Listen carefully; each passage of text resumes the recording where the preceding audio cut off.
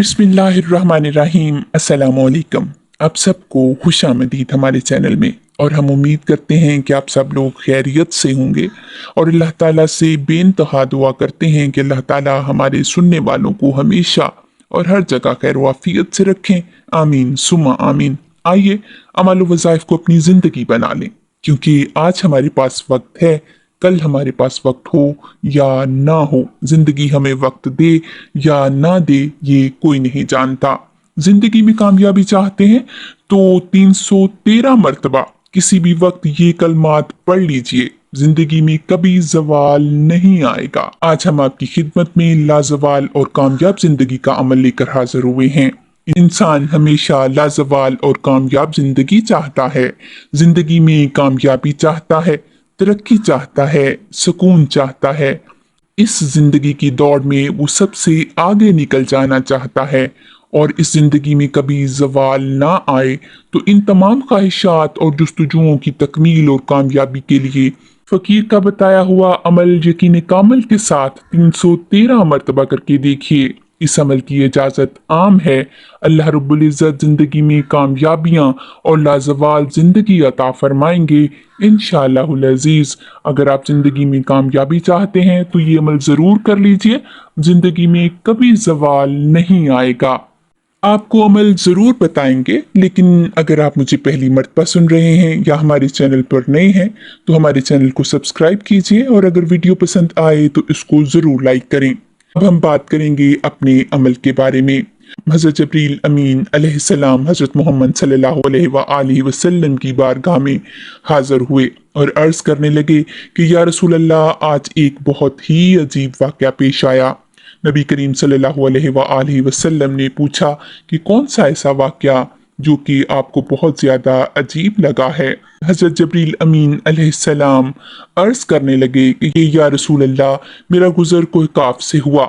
मैंने वहाँ एक ऐसे फरिश्ते को देखा जो कि ज़ारो कतार रो रहा था, सिसकियाँ ले रहा था, हिचकियाँ ले रहा था, आहोबका कर रहा था। जब मैं कोकाफ से गुजर रहा था तो मुझे आहोबका की, सिसकियों की, हिचकियों की, आहों की आवाज़ सुनाई दी और जब मुझे आवाज़ सुनाई दी तो मैं आहों, सिसकियों, हिचकियों और आहोबका की आवाज़ की तरफ चल पड़ा।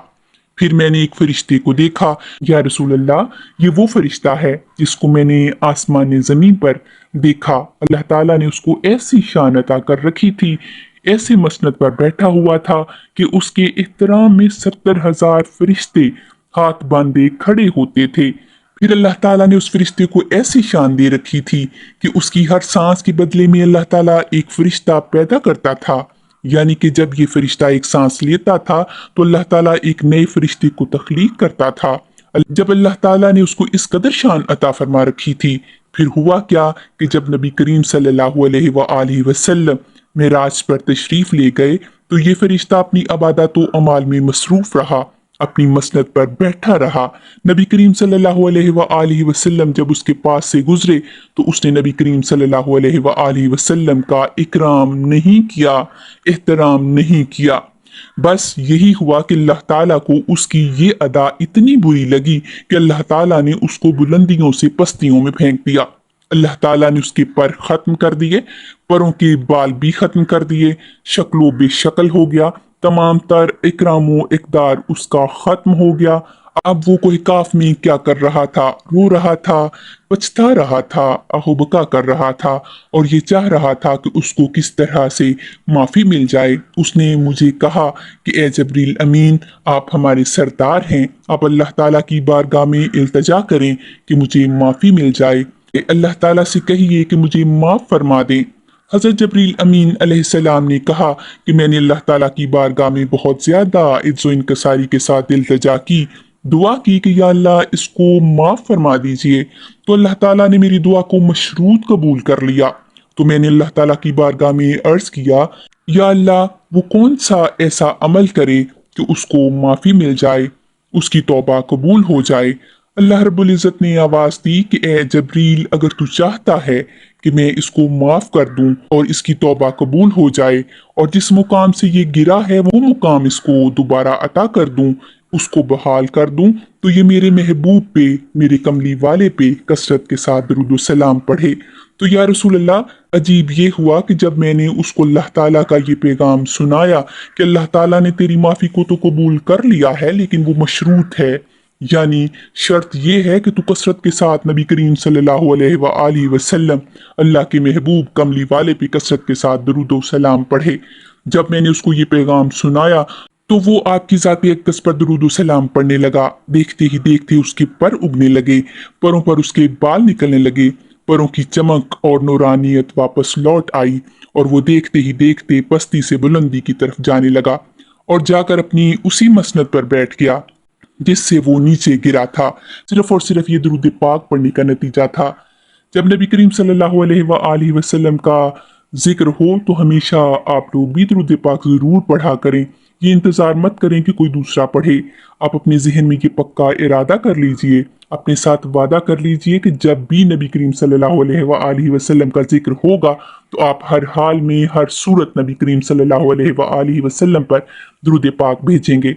इसके अलावा ज़िंदगी में अगर आप ये सोचते हैं कि आप पहले ज़्यादा अच्छी ज़िंदगी गुजार रहे थे, पहले आपकी ज़िंदगी में मसाइल कम थे, परेशानियां नहीं थीं, तकलीफ़ें नहीं थीं, बलाएं नहीं थीं, वबाएं नहीं थीं, बीमारियां नहीं थीं, हालात अच्छे थे, आपका रुतबा बुलंद था, और अपने मुकाम को वापस पाने के लिए दरूद पाक को ज़्यादा से ज़्यादा यानी कसरत के साथ पढ़िए।